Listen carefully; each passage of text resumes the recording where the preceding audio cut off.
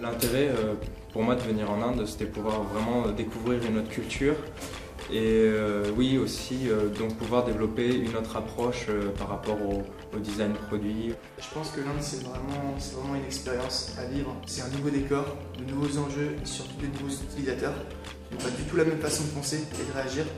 Pour moi c'est une réelle opportunité d'intégrer une culture littéralement différente de la culture puissantelle.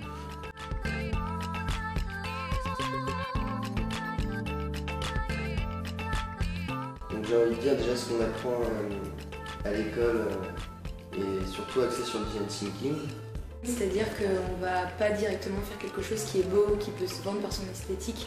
On va aussi vraiment penser à des usages, à l'expérience utilisateur et tout ça pour un impact social, donc avec des vraies thématiques locales.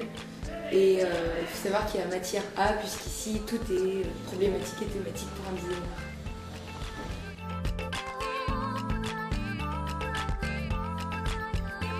Donc on a concrètement un réel impact à avoir en Inde. Et donc l'opportunité avec l'Inde est la suivante, c'est que l'Inde est un pays en pleine croissance économique. On a accès à des projets qui sont vraiment à une plus grosse échelle, sur des postes à plus grosse responsabilité, en étant juste stagiaire.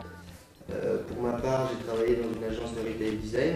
Il faut savoir que l'entreprise me faisait vraiment beaucoup confiance en tant que designer européen et attendait beaucoup de moi, que je leur apporte ma vision du design.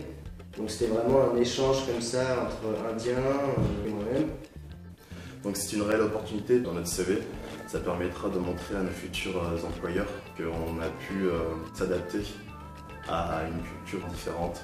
Donc montrer qu'on est ouvert au monde, ce qui est très important en tant que designer. Pour le stage, j'étais à Delhi. Donc ce qui était intéressant dans ce stage, c'est qu'il mixe l'histoire indienne avec des formes contemporaines. Moi, mon stage, du coup, je l'ai fait à Pune. Et en fait, c'était une boîte qui faisait beaucoup de choses. Entre le graphisme, il y avait une section produit et une section rental. Et quelquefois, on te fait travailler avec des graphistes et tout ça. Donc ça te permet vraiment de travailler avec d'autres corps de métier, d'autres gens. Alors, au niveau de mon stage, c'était dans une entreprise de mobilier de luxe, mais qui travaillait avec des communautés locales dans l'artisanat. Plusieurs fois, j'ai été envoyée en mission dans ces communautés-là pour savoir comment ils travaillaient, etc. Voilà, c'est super formateur de pouvoir être impliqué à fond dans un projet et collaborer sans cesse en anglais. Je suis arrivée en entreprise, j'avais un très mauvais niveau d'anglais et ça m'a vraiment aidé.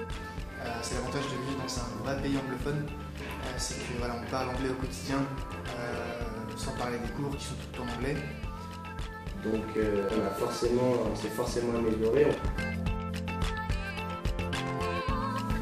Il y a aussi des avantages à être basé à Delhi parce que ça reste une capitale. Du coup, il y a quand même pas mal d'événements culturels ou autour du design auxquels on peut participer. Par exemple, la Design Week, où on a pu rencontrer des personnes, on a pu créer des liens parfois, des contacts, etc. À Delhi, moi je me suis pas sentie particulièrement en insécurité. Finalement, on se rend compte que les gens sont vraiment très agréables, souriants, proches de nous. Donc la condition de la femme en Inde, il faut savoir que c'est peut-être un petit peu moins horrible qu'on le pense. Il faut savoir que les Indiens sont quand même respectueux envers les femmes, que ce soit dans le métro ou dans la rue. Bon, après, voilà, on est étranger, donc il faut faire attention, la façon dont on s'habille, etc. Mais il ne faut pas avoir peur de ça, quoi.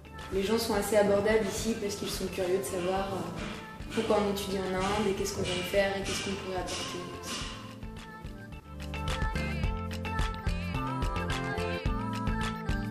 Je pense que l'Inde c'est vraiment une expérience à vivre. C'est quelque chose qu'il faut avoir vu, je pense, une fois au moins dans sa vie. Ici l'idée c'est d'essayer de comprendre cette culture, comprendre leurs besoins. Donc je pense que c'est vraiment une chance d'être dans ce programme, parce qu'en master c'est là où on apprend à être autonome et de pouvoir faire ça en Inde où il y a beaucoup de choses qui sont accessibles comme des artisans, de pouvoir rencontrer des gens qui vont être beaucoup plus ouverts pour nous aider dans notre projet. Je pense que c'est vraiment une chance sur ce point-là. Et du coup voilà, c'est vraiment un challenge et j'ai envie de dire que l'Inde est un challenge en tant que designer.